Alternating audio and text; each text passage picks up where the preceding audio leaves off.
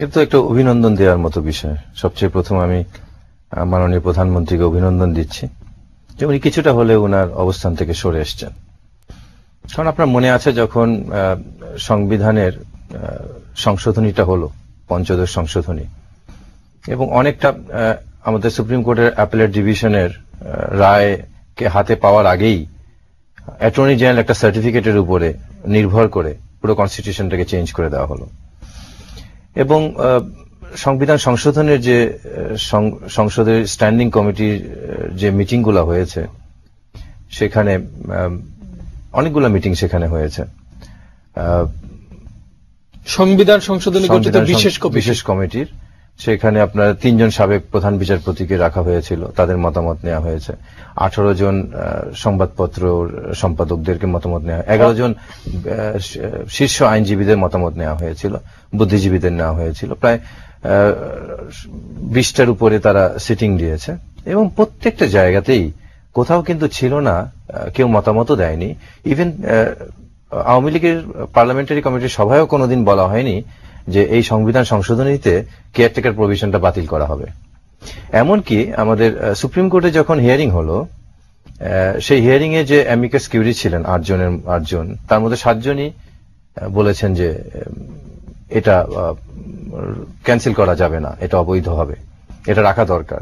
একজন শুধু ছিলেন আজমানুল হক কিউসি সাহেব।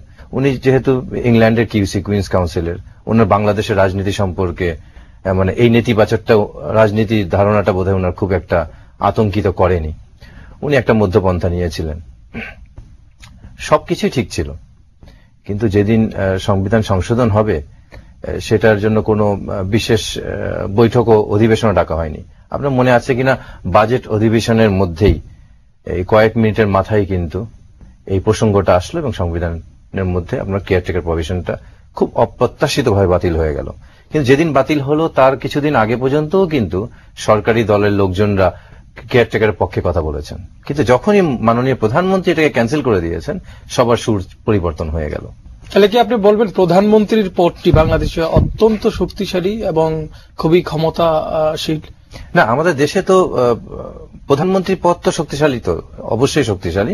অসীম ক্ষমতাশীল অনেকে বলতে চান। অসীম ক্ষমতাশীল তা না, অ্যাকচুয়ালি পৃথিবীতে আমার মনে হয় না, মার্গারেট থ্যাচারকে বলা হয় লৌহ মানবী, তো আমার মনে হয় আমাদের দুই নেত্রী হচ্ছেন স্টিল মানবী, তারা লৌহের চেয়েও স্টিল, এবং তাদের বাইরে কথা বলার দুঃসাহস তো কারোই নেই। এবং তারা নিজেরা এত শক্তি অর্জন করেছেন দলের মধ্যে, ক্ষমতার মধ্যে, রাষ্ট্রীয় কাঠামোর মধ্যে, ইভেন এখন যেটা হয়েছে আপনার সংবিধানের মধ্যেও তারা যথেষ্ট ক্ষমতাবান। মানে তারা যদি ইচ্ছে করে যে কোনো সময় সংবিধানকে বাতিল করতে পারে, সংবিধান পরিবর্তন করতে পারে, যে কোনো সময় একটা অপরিচিত মানুষকে রাষ্ট্রের সেরা ব্যক্তি বানাতে পারে। এটা রিসেন্টলি উদাহরণ আছে। তো এই যে বড় ক্ষমতার জায়গাতে আমাদের নেত্রীদেরকে আমরা নিয়ে এসেছি, আমার মনে হয় যে যখনই অ্যাবসলিউট মেজরিটি যারাই পেয়েছে আমাদের দেশে যতবারই স্বাধীনতার পরে, প্রত্যেকের পতন কিন্তু বড়ভাবে হয়েছে। এবং এখন রাজনীতিতে একটা বড় বিষয় দেখা যাচ্ছে যে এইরকম কিন্তু লৌহ মানব ছিল পারভেজ মোশাররফ পাকিস্তানের, কিন্তু পাকিস্তানের হাইকোর্ট কিন্তু তাকে নিষিদ্ধ করে দিয়েছে রাজনীতির। তো আমার মনে হয় যে দুই নেত্রীর মধ্যে যদি কোনো সমঝোতা আদৌ না হয়, সংলাপের মাধ্যমে যদি হানাহানি বন্ধ না হয়, আমার মনে হয় আমাদের দেশের জনগণও ভাববে এক সময় যে দুই দলেরই শীর্ষ নেতাদের রাজনীতি নিষিদ্ধ করার সময় এসে গেছে। কারণ মানুষের পিঠ তো দেয়ালে ঠেকে গেছে। আপনি সংলাপ নাটক কিন্তু আমরা খেলছি অনেকদিন ধরে, এবং আমাদের দেখেন স্বাধীনতার পরে এবং স্বাধীনতার আগেও আমাদের রাজনৈতিক সমাধান কিন্তু কোনোদিন সংলাপ দিয়ে হয়নি, এটা আপনি কখনো বলতে পারবেন না। সবই হয়েছে রাস্তায়। তো রাস্তায় যদি সমাধান হয়, এই কালচারটা যদি এবারও প্রতিফলিত হয়, তাহলে জনগণের দুর্ভোগ আরো বাড়বে।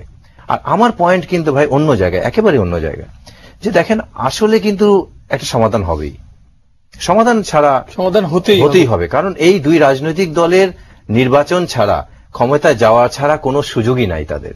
কারণ তারা তো যেভাবে দেশটাকে লুটপাট করছে আমাদের বৃহৎ দলগুলা, এবং দেশটাকে যেভাবে শকুনের মতো খাচ্ছে, যে একটা শকুন, একটা মরা গরু, কৃষকের গরু মরে গেলে যেরকম চতুর্দিক থেকে শকুন এসেটাকে খায়, দেশটাকে তারা পেয়ে গেছে এরকম। তাদের নেতারা, তাদের মাস্তানরা, পান্ডারা, রানাদের মতো লোকরা পুরো দেশে তারা যেভাবে দেশটাকে খাচ্ছে, এটা খাওয়া ছাড়া কিন্তু তাদের কোনো উপায় নাই। তো মালিক ভাই, আমরা ফিরে আসি সংবিধান অন্তর্বর্তীকালীন সরকারের বিষয়ে। আপনি যেহেতু সংবিধান নিয়ে কাজ করেন, কথা বলেন, তো আমি বলতে চাই সংবিধানটা 15তম সংশোধনীর পরে যে জায়গায় এসে দাঁড়িয়েছে সেটা হচ্ছে যে সংসদ ভেঙে যাওয়ার 3 মাস আগেই আপনার নির্বাচনকালীন সরকার বা নির্বাচনকালীন সময় নির্ধারিত হবে, কিন্তু নির্বাচনকালীন সরকারের রূপরেখাটা কোন ভিত্তিতে